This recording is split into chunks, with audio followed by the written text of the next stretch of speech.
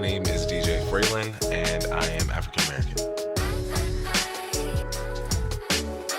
I am from Washington, D.C., born and raised, Northeast to be specific, Lincoln Heights to be even more specific. I would say that there is no other culture like DC's culture. Like, you can't find it outside. You can find similarities. But when it comes down to the music, the food that we have, and just the overall, like, the history behind why DC is DC, it's that the one state that's not a state. So it's very strong roots that we have that cannot really exist or live outside of DC, that really kind of hold strong to myself and also just hold strong to us as a community, you know?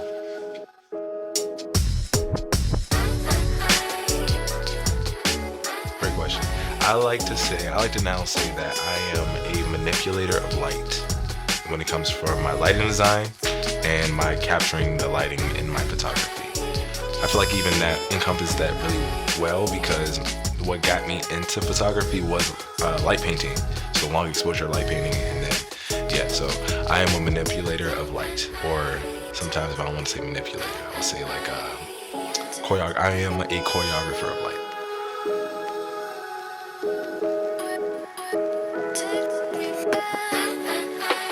I don't know.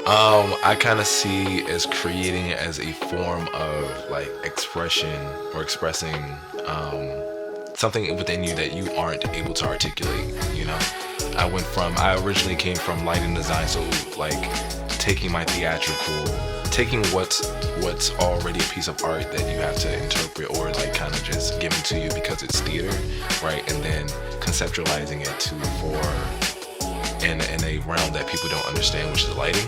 And that in itself already has its own version of storytelling. So picking up a camera and just trying to implement my lighting with the camera, it was just more like my passion and my hunger for having, like, learning, you know, that kind of just brought together these two realms that I wanted to just like build upon.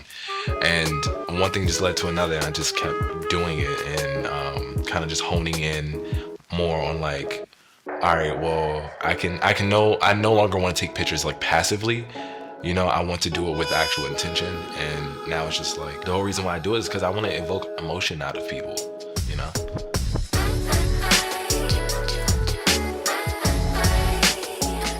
How's my culture impacted? I don't really know. I feel like, because DC is very political, right? I mean, for obvious reasons, it's very political. So, I think it's just more like how I process information, you know? I feel like I come from a very, I guess, like structured background when it comes to like how to do things, like very technical, right? Given the structure of how DC is, like kind of, it's very, I would say it's similar to New York, because you know how like New York, their streets are all like pretty much vertical and then horizontal, right? DC is pretty much built on the same type of grid system.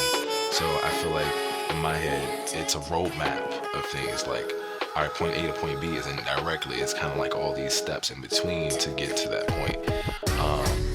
And I feel like just having that structure, or having that, I don't know, I guess background to the technical background of getting from one point to the next is what kind of like brought me to the point of like how I create my art. It's like technical or it's like emotional standpoint first, and then I work my way backwards, you know? It's kind of like embedded or like encoded in me to just create the way that I do.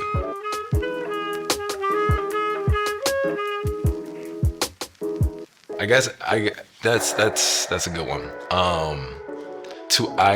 I feel like it's two reasons. To either just continue to express myself in ways that I cannot like actually explain, or to be an outlet for somebody that's also going through the same thing, to see it as either an outlet or a means of inspiration or a means of escape for whatever reality that they're living in.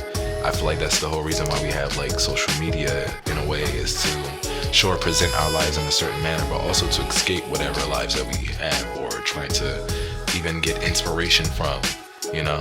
Art is activism in a way, you know? Even when the whole activism that was happening in DC when George Floyd died, right? was murdered.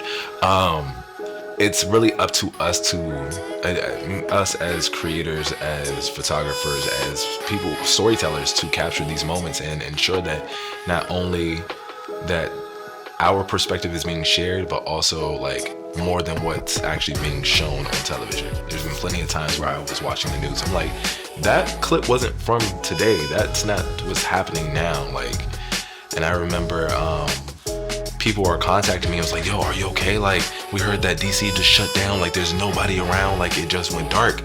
I'm like, yeah, bro, everybody just went home. Like, everybody just went home. So like, the narrative that is being told throughout media is told completely different than from my actual perspective, because I can tell you exactly as I was in that march, you know?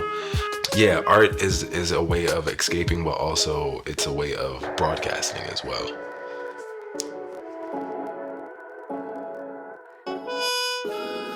I would say, no matter what, it's always gonna be a struggle, right? I feel like in order to create, you're consistently have to be in a state of uncomfortableness or uncomfortability, because if you're comfortable, in my eyes, I feel like if you're comfortable, there's nothing to really like show or express, you know, except for maybe your comfort, right?